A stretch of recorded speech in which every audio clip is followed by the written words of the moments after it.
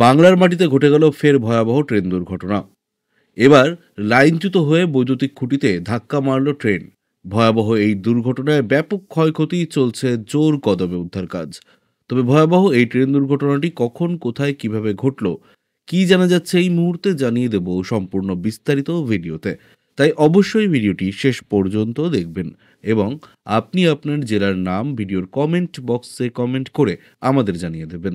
আপনার জেলার নতুন কোনো খবর বেরিয়ে এলে আমরা আপনাকে জানিয়ে দেব। একটা ছোট্ট অনুরোধ আপনার কাছে, ভিডিওটিতে একটি লাইক করবেন এবং আপনি এই চ্যানেলটিতে নতুন হলে চ্যানেলটিকে সাবস্ক্রাইব করে পাশের বেল বাটনটি বাজিয়ে দেবেন পরবর্তী খবরগুলো সবার আগে দেখার জন্য। বালাসোরে ট্রেন দুর্ঘটনার খবর এসেছে, যেখানে বলা হচ্ছে যে নিউ জলপাইগুড়ি ট্রেন লাইনচ্যুত হয়েছে। বালাসোর জেলার সাবিরা থানার কাছে এই ট্রেনটি লাইনচ্যুত হয়েছে বলে জানা গেছে। লাইনচ্যুত হওয়ার পর ট্রেনটি একটি বৈদ্যুতিক খুঁটির সাথে ধাক্কা খায়। সৌভাগ্যবশত ট্রেনে কারো আহত হওয়ার খবর পাওয়া যায়নি। রেলওয়ের একজন কর্মকর্তা এই বিষয়ে তথ্য দিয়েছেন। দক্ষিণ পূর্ব রেলওয়ের এক কর্মকর্তা জানিয়েছেন যে এই বিষয়ে তদন্ত এখনও চলছে। তিনি আরও বলেন, কী কারণে এই ট্রেনটি এখন লাইনচ্যুত হয়েছে এই সম্পর্কে তথ্য প্রকাশ করেনি এখনও। এই ঘটনায় কোনো হতাহতের খবর নেই।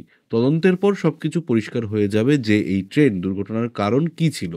নিউ জলপাইগুড়ি ট্রেনটি লাইনচ্যুত হওয়ার পর ট্রেনে বসে থাকা যাত্রীরা ট্রেন থেকে বেরিয়ে আসেন এবং মানুষের ভিড় দেখা যায়।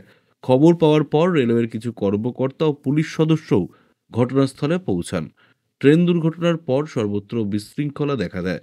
শীঘ্রই এই ট্রেনটি পরিদর্শন করা হবে এবং আবার ট্র্যাকে ফিরিয়ে আনা হবে এবং আবার চালানো হবে। কয়েকদিন আগে মহারাষ্ট্রের জলগাঁওয়ে একটি বড় ট্রেন দুর্ঘটনা ঘটে, যেখানে 12 জনেরও বেশি যাত্রী প্রাণ হারান। যাত্রীদের মধ্যে হঠাৎ গুজব ছড়িয়ে পড়ার কারণে এই দুর্ঘটনা ঘটে। আসলে গুজব ছিল যে ট্রেনে আগুন লেগেছে, যার পরে যাত্রীরা একে একে ট্রেন থেকে লাফ দিতে শুরু করে। ঠিক সেই সময় ওপাশ থেকে একটা ট্রেন এলো, যার ফলে 12 জনেরও বেশি যাত্রী বেঘোরে প্রাণ হারালো।